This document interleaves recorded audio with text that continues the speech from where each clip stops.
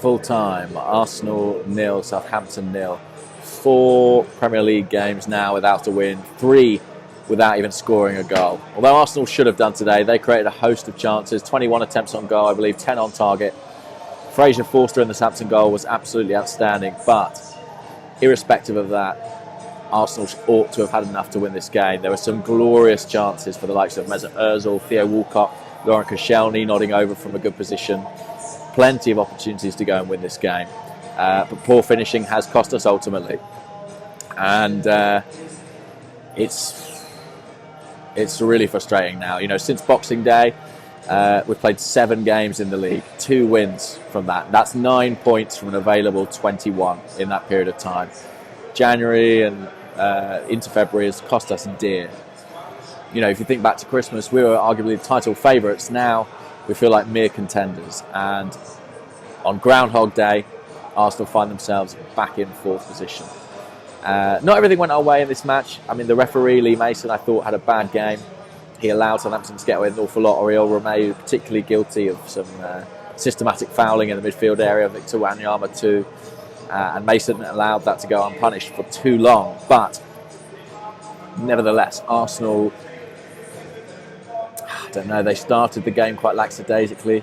The first half passed almost without incident, very flat in the ground.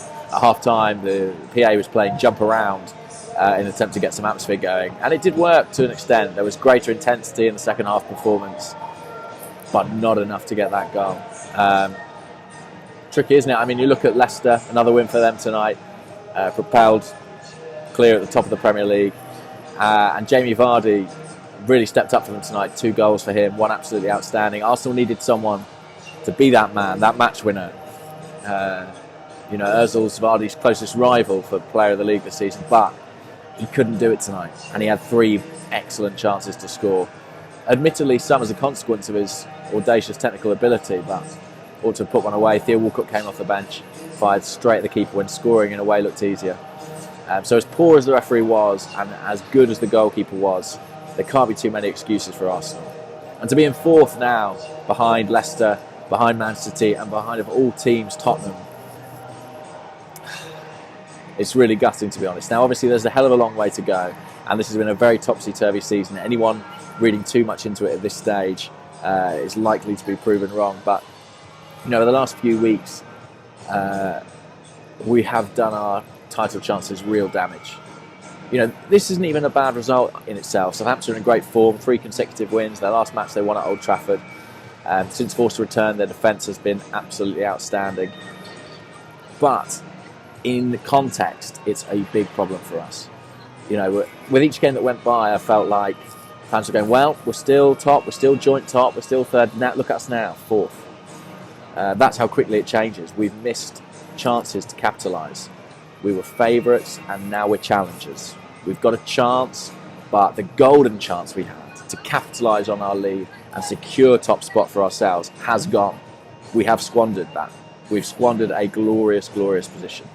We can still do it, but it will take 3 teams to screw up. And it will take us to go on a fantastic run. Don't rule it out.